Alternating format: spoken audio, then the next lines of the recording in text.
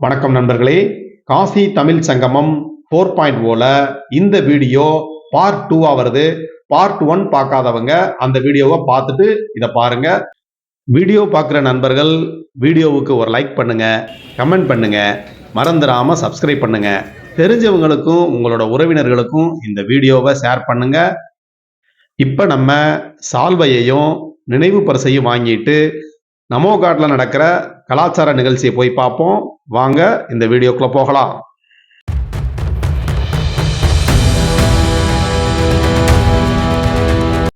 இந்த நமோ காட்ல காசி தமிழ் சங்கமம் 4.0 நிகழ்ச்சி இங்கே தான் நடைபெறுது. இந்த பேனர் வச்சிருக்காங்க பார்த்தீங்களா, காசி தமிழ் சங்கமம் 4.0ன்னு. அதுக்கு முன்னாடி உட்கார்ந்து இங்கே உள்ள வட இந்தியர்கள் நல்ல ஃபோட்டோ எடுத்துகிட்டு போகிறாங்க. நிறைய பேர் இந்த கலை நிகழ்ச்சியை நின்று ரசித்து பார்த்தாங்க. காசி தமிழ் சங்கமத்துக்காக இங்கே கடைகள் நிறைய வச்சிருக்காங்க. இதுல தமிழ் மொழியில உள்ள முக்கியமான நூல்களை ஹிந்திலையும் ஆங்கிலத்திலையும் மொழிபெயர்த்து வச்சிருக்காங்க. இங்க ஒரு போர்டு வச்சு தமிழ் வார்த்தைகளை எழுதி அதை ஹிந்தியில எப்படி உச்சரிக்கிறது அப்படின்னும் அதற்கு ஹிந்தியில என்ன அர்த்தம் அப்படின்னு எழுதி வச்சிருக்காங்க. தமிழ் மொழிய வட இந்தியர்களுக்கு கொண்டு சேர்க்கும் விதமா சார்ட்லாம் ப்ரிப்பேர் பண்ணி விற்பனை பண்ண ஆரம்பிச்சிட்டாங்க. அதை வாங்கிட்டும் போறாங்க. இங்க உள்ள வட இந்தியர்கள் தமிழ் கத்துக்கிறதுக்கு ரொம்ப ஆர்வமாவே இருக்காங்க. என் கூட வந்த நண்பர்கள் எல்லாரும் கப்பலை விட்டு இறங்கி வர ஆரம்பிச்சிட்டாங்க. போற வழியில இந்த இடத்துல இருந்து ஒரு குரூப் போட்டோ எடுத்துக்கிடுவோம்.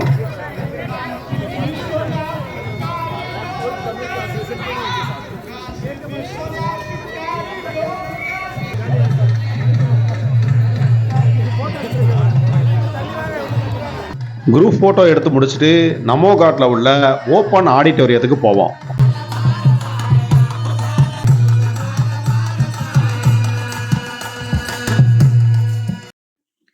இதுதான் நமோ காட்ல உள்ள பெரிய ஓப்பன் ஆடிட்டோரியம்.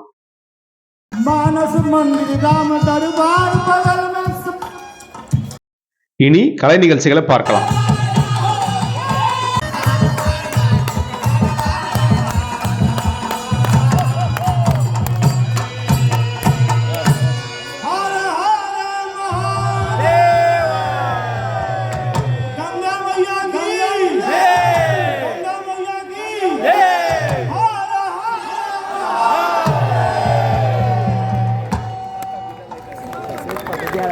புதுக்கோட்டை கீரனூரை சேர்ந்த ரவிச்சந்திரன் குழுவினரோட நாட்டுப்புற இசை நடந்துச்சு.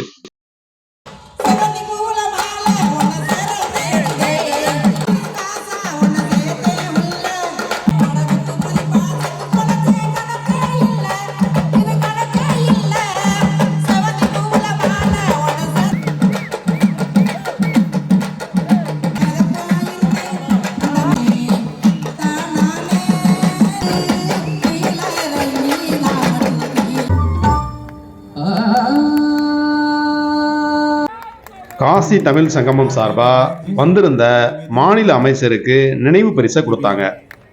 கலை நிகழ்ச்சிகளை முடிச்சுட்டு மீண்டும் நாங்க கப்பலுக்கு போறோம். கப்பல்ல ஏறி நேரா போய் கங்கா ஆராத்தி பார்க்க போறோம்.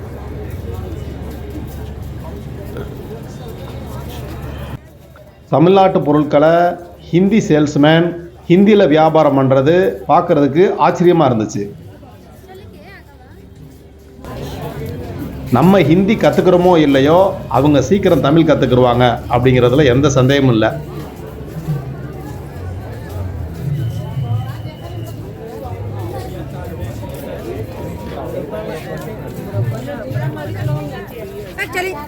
இந்த கடைகளில் விற்கப்பட்ட தமிழ்நாட்டு பொருட்களை இந்த காசிக்கு சுற்றுலா வந்த சுற்றுலா பயணிகள் ஆர்வத்தோட வாங்கிட்டு போனதை பார்க்க முடிஞ்சிச்சு.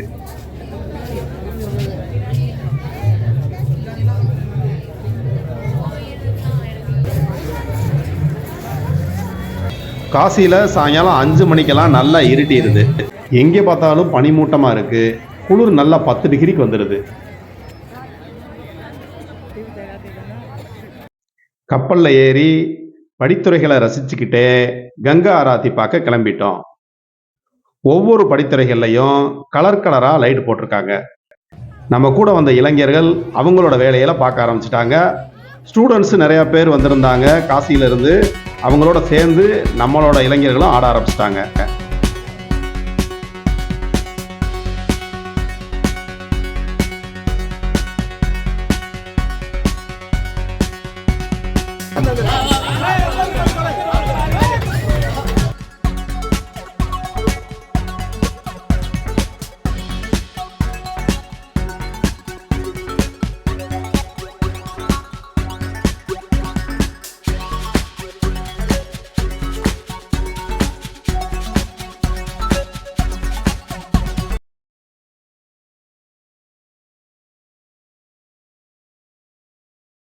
காசி விஸ்வநாதர் கோவில் படித்துறைக்கு வந்துட்டோம்.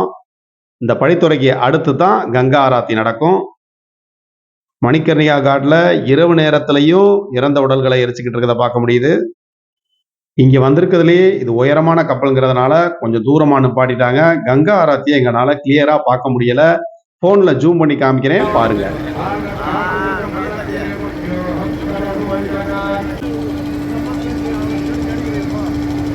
கங்கா ஆராத்தி பார்க்கறதுக்கு இந்த படித்துறைகள்ல எவ்வளவு கூட்டம் இருக்கு பாருங்க. ஆயிரக்கணக்கா மக்கள் இருக்காங்க. அதனால தான் இந்த 220 பேரு நைட்ல அந்த பக்கம் கூட்டிட்டு வர முடியாது, ரொம்ப சிரமம்ன்றதுனால கப்பல்லே கூட்டிட்டு வந்து எங்களை கங்கா ஆராத்தி காமிச்சாங்க. நீங்க தனியா வந்தீங்கன்னா படித்துறைகள்ல உட்காந்து கங்கா ஆராத்தியை பாருங்க. அதுதான் பக்கத்துல பார்க்க முடியும். படகுகள்ல வந்து கங்கா ஆராத்தி பார்க்கறது வீண் வேலை. படகுகள்ல வந்து இரவு நேரத்துல இந்த படித்துறைகள் எப்படி இருக்கு அப்படி வேணா பார்க்கலாம். ஆனா கங்கா ஆராத்தி தரையில இருந்து பார்த்தா தான் அதோட உண்மையான வைப்ரேஷனை நம்ம உணர முடியும். ரொம்ப பக்கத்துலயும் பார்க்கலாம். கங்கா ஆராத்தியை பார்த்து முடிச்சுட்டு நாங்க கப்பல்ல கங்கையில தெற்கு நோக்கி பயணம் பண்ணி ரவிதாஸ் காட் அப்படிங்கிற காட்டுக்கு போறோம். என் பேர் ரவிச்சந்திரன், புதுக்கோட்டை மாவட்டம் கீரனூர்லேருந்து வர்றோம். எங்களுக்கு இந்த ப்ரோக்ராம் வந்து தஞ்சாவூர் தென்னகை பண்பாட்டு மையத்து மூலியமாக வந்துச்சு. காசியில் போய் நாங்கள் 1ஆம் தேதி கிளம்பி போய் 10 நாளாக ப்ரோக்ராம் பண்ணிட்டு வந்துக்கிட்டு இருக்கோம். புதுக்கோட்டை மாவட்டம் கந்தரகோடை தாலுக்கா எம் சோழகம்பட்டி எஸ் தங்கமணி. நான் பாடகராக இருக்கிறேன், நாட்டுப்புற பாட்டு பாடகராக இருக்கிறேன்.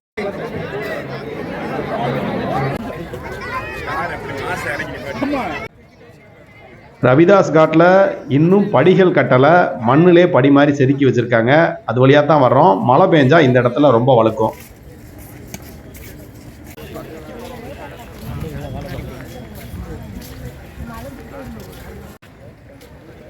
முதல் நாள் நிகழ்ச்சிகளை முடிச்சுட்டு நாங்கள் ஹோட்டல் டி பாரிஸ் வந்துட்டோம் இரவு உணவுக்காக. சுட சுட இரவு உணவு தயாராக இருந்தது. இந்த குளிருக்கு ரொம்ப இதமாக இருந்தது சாப்பிட்றதுக்கு. சாப்பிட்டு முடிச்சுட்டு எல்லாருக்கும் காஃபி டீ கொடுத்துருவாங்க. சுடுதண்ணியும் வச்சுருக்காங்க குடிக்கிறதுக்கு.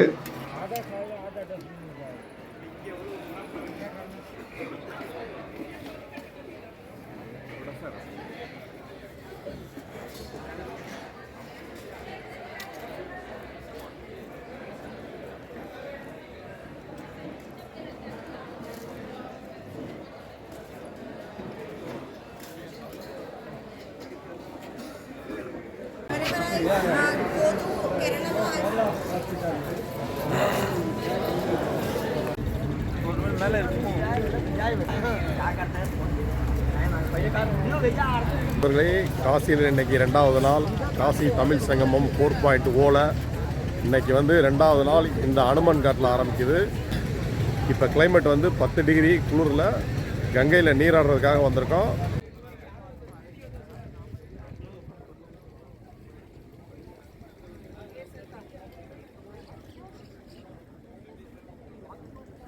காசி தமிழ் சங்கத்தில் கலந்துக்கிற விருந்தினர்கள் குளிக்கிறதுக்காக இந்த அனுமன் காட்டில் சிறப்பு ஏற்பாடு பண்ணியிருக்காங்க. இங்கே பார்த்தீங்கன்னா தெரியும், இந்த ரைட் சைடு பெண்களுக்கான உடைமாற்று அறையும், இடது பக்கம் ஆண்களுக்கான உடைமாற்று அறையும் ரெடி பண்ணி கொடுத்துருக்காங்க. கங்கையில் மிதக்கும் உடைமாற்று அறைகள்.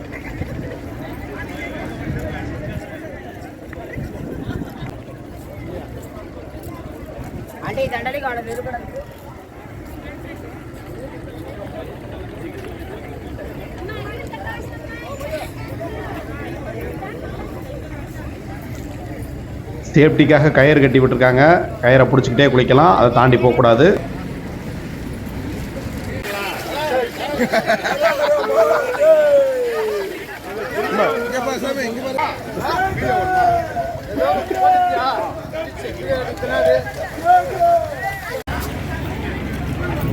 நம்ம கூட வந்தவங்கலாம் குளிச்சுக்கிட்டு இருக்காங்க.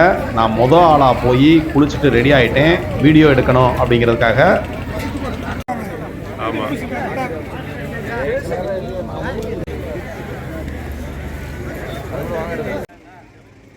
நம்ம கூட வந்தவங்க கங்கையில் குளிச்சுட்டு அந்த படித்துறையில் உள்ள ஒரு சாது கிட்ட போய் ஆசீர்வாதம் வாங்கினாங்க. அவர் சாதுவா அகோரியான்னு தெரில.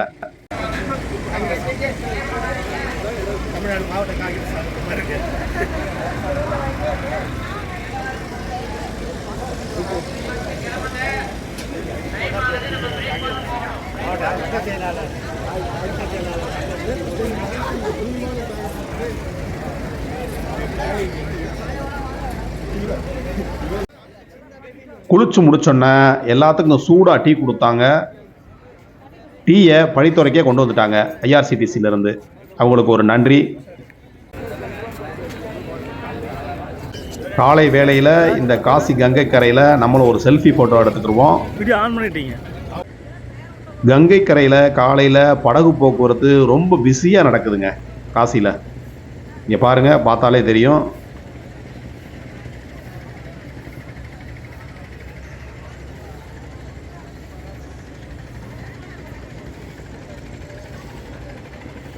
காசியில் வாழ்கிற மக்களுக்கு படகு போக்குவரத்து அவங்க வாழ்க்கையில் ஒன்றா கலந்தது.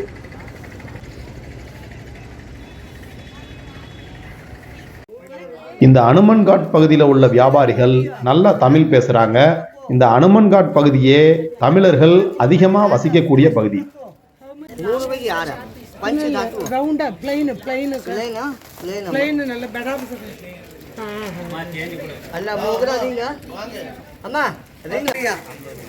லட்சுமி மாதா வேற குவாலிட்டி நல்லா இருக்கும்.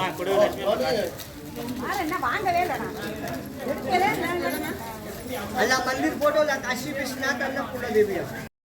நாங்கள் எல்லோரும் ட்ரெயினில் ஒரே கேபினில் இருந்தோம்.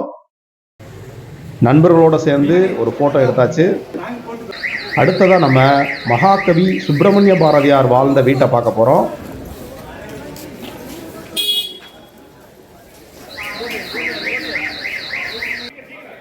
மகாகவி பாரதியாருக்கு 11 மொழிகள் தெரியும். அவர் வாரணாசியில் இருக்கையில், இந்த வீட்டில் இருக்கையில் ஹிந்தியும் சமஸ்கிருதமும் நல்லா கற்றுக்கிட்டாரு. எல்லா மொழியும் படித்ததுக்கப்புறம் தான் யாமறிந்த மொழிகளிலே தமிழ் மொழி போல் இனிதாவது எங்கும் காணோம் அப்படின்னு சொல்லி கவிதை எழுதினார். அவ்வளவு சிறப்பு வாய்ந்தது நம்மளோட தமிழ் மொழி.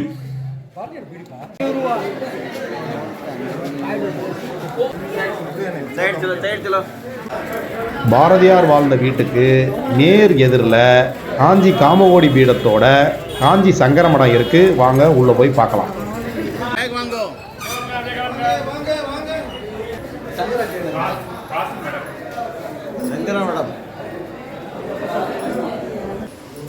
சங்கரமடத்தில் உள்ள சிவலிங்கத்தை நம்மளும் கும்பிட்டுக்குருவோம்.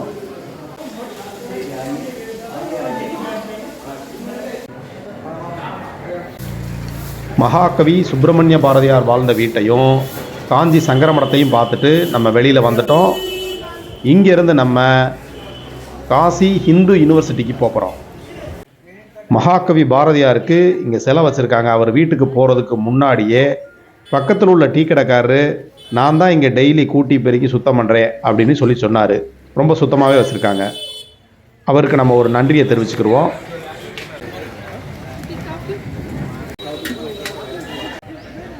பனாரஸ் ஹிந்து யூனிவர்சிட்டிக்கு நம்ம வந்து சேர்ந்துட்டோம். பாரத் கலா பவன் போட்டிருக்கு பார்த்தீங்களா, இதுக்கு உள்ளதான் மியூசியம் இருக்குது. இங்கே தான் இன்றைக்கி நம்மளுக்கு காலையில் பிரேக்ஃபாஸ்ட், மத்தியானம் லஞ்சும். வாங்க உள்ளே போகலாம். இங்கே உள்ள ஸ்டூடெண்ட்ஸ் நம்மளை அழகாக வரவேற்கிறாங்க.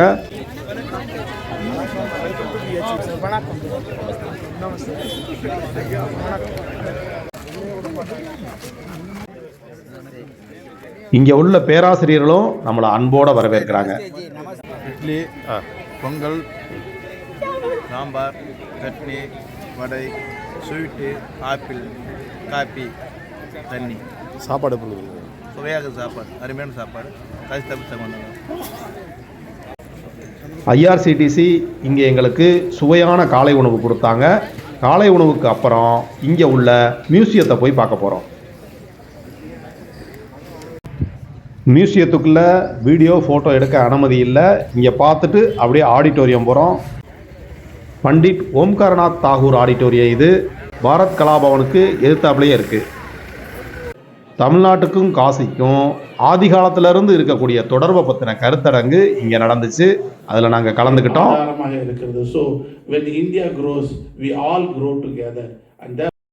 பனாரஸ் இந்து யூனிவர்சிட்டியில் உள்ள மாளவியா கல்ச்சுரல் ஸ்டடீஸ் சென்டருக்கு வந்திருக்கோம். இங்கே உள்ள ஃபோட்டோ கேலரியை பார்த்துட்டு இங்கேருந்து சாரநாத் கிளம்புறோம். விடுதலை போராட்ட காலத்துல நடந்த முக்கியமான நிகழ்வுகளை இங்க புகைப்படமா காட்சிக்கு வச்சிருக்காங்க. பார்க்கிறதுக்கு ரொம்ப சந்தோஷமா இருக்கு.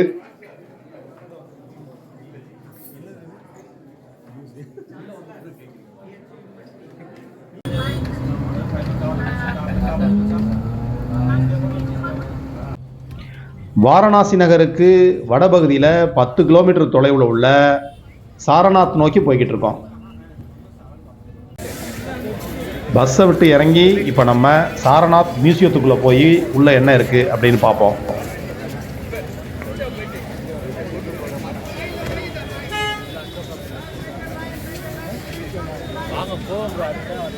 இந்த சாரநாத்தில் தான் புத்தர் ஞானம் பெற்ற பிறகு முதலா தன்னோட 5 சீடர்களுக்கு போதனைகளை வழங்கினாரு.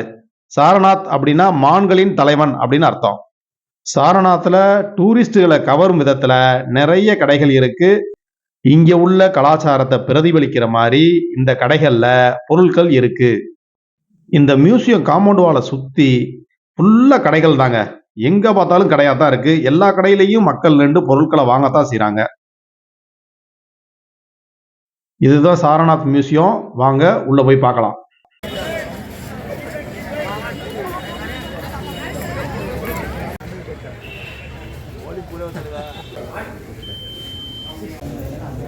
இங்க வர்ற டூரிஸ்டுகளை கவரும் விதமா ஒரு 8 அடி உயரத்துல சிவபெருமானோட ஒரே கல்னால ஆன ஒரு சிற்பத்தை பார்க்க முடிஞ்சிச்சு. ரொம்ப ஆச்சரியமா இருக்கு.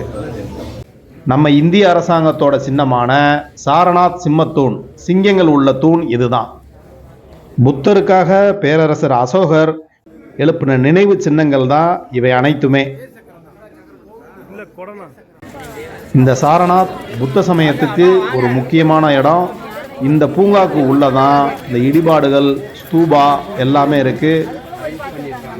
வாங்க உள்ள போய் பார்க்கலாம். மணி 5 தான் ஆகுது. ஆனால் இருட்டிருச்சு, சரியா தெரியல. முடிஞ்ச அளவுக்கு உங்களுக்கு காமிக்கிறேன்.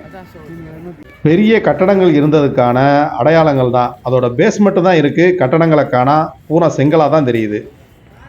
வாரணாசியிலிருந்து 10 கிலோமீட்டர் தான் சாரநாத். அங்க புத்தர் இருந்தாரு, தன்னோட சீடர்களுக்கு போதனைகள் பண்ணாரு. ஆனா அவர் ஒரு நாள் கூட காசிக்கு வந்தது கிடையாது.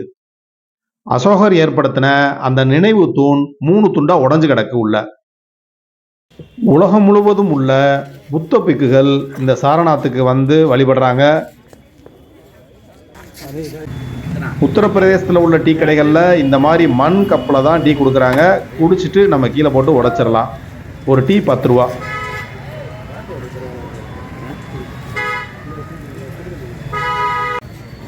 நம்ம சாரநாத்திலிருந்து ஹோட்டல் டி பாரிஸுக்கு இரவு உணவுக்காக திரும்பிட்டோம்.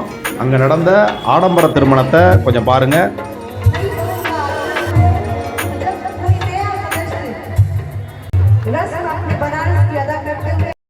வட இந்தியாவில் நடக்கக்கூடிய ஆடம்பர திருமணங்கள் மாலை வேளைகளில் இந்த மாதிரி மின் ஒளியில கண்ணை கவர் விதமா பகட்டா நடக்குது.